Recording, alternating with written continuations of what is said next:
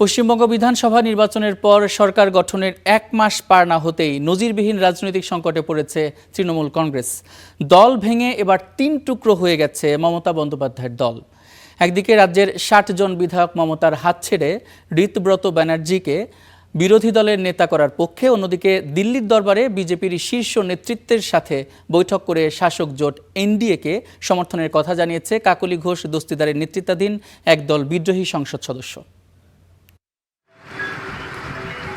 পশ্চিমবঙ্গের বিধানসভা নির্বাচনের রেশ কাটতে না কাটতেই তৃণমূল কংগ্রেসে লেগেছে বড় ধরনের ভাঙন।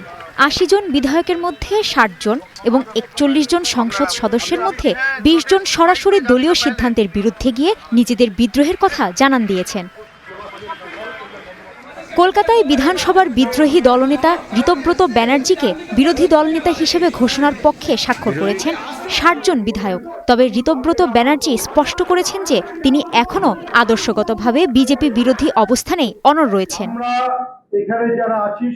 একই দিনে দিল্লিতে চিত্রটা ছিল সম্পূর্ণ ভিন্ন। বিজেপির কেন্দ্রীয় মন্ত্রী ভূপেন্দ্র যাদব এবং পশ্চিমবঙ্গের বর্তমান মুখ্যমন্ত্রী শুভেন্দু অধিকারীর সঙ্গে বৈঠক করেছেন তৃণমূলের একগুচ্ছ বিদ্রোহী সংসদ সদস্য, যার নেতৃত্ব দেন কাকলি ঘোষ দস্তিদার। এই বৈঠকের পর এমপি শর্মিলা সরকার সহ অন্য বিদ্রোহীরা লোকসভার স্পিকার ওম বিড়লাকে চিঠি দিয়ে জানিয়েছেন তাদের নতুন সংসদীয় ব্লকটি কেন্দ্র শাসক গোষ্ঠী বিজেপির নেতৃত্বাধীন এনডিএ জোটকে সমর্থন দেবে। ফলে তর্কের খাতিরে মমতা, ঋতব্রত এবং কাকলি ঘোষ দস্তিদারের অংশ মিলিয়ে তৃণমূল এখন পুরোপুরি 3 ভাগে বিভক্ত। তৃণমূলের এই বিপর্যয় দেখে অনেকেই মহারাষ্ট্রের 2023 সালে একনাথ শিন্ডের নেতৃত্বে শিবসেনা বা অজিত পাওয়ারের নেতৃত্বে এনসিপি ভাঙনের কথা টানছেন। তবে ভারতের রাজনৈতিক ইতিহাসে একই সাথে একটি দল ভেঙে 3 টুকরো হওয়ার মতো কোনো নজির এর আগে কখনো দেখা যায়নি।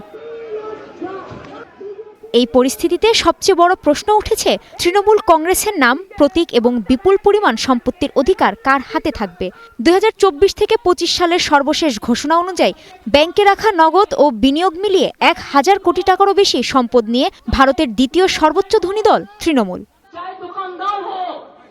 আইনি বিশেষজ্ঞরা বলছেন, কোনো বিদ্রোহী পক্ষ যদি নির্বাচন কমিশনে নিজেদের সংখ্যাগরিষ্ঠতা প্রমাণ করতে পারে, তবে শুধু জোড়াফুল প্রতীকী নয়, আইনগতভাবে মমতার হাত থেকে চলে যাবে দলটির 1000 কোটি টাকার এই বিশাল সম্পত্তি ও তহবিল। অতীতে 1969 সালে ইন্দিরা গান্ধীর কংগ্রেস ভাঙন কিংবা তামিলনাড়ুতে এমজিআরের মৃত্যুর পর আইএমডিএমকের বিরোধের সময়ও নির্বাচন কমিশনকে এমন পরিস্থিতির মুখোমুখি হতে হয়েছিল। কাজী শাহরিন, স্টার নিউজ।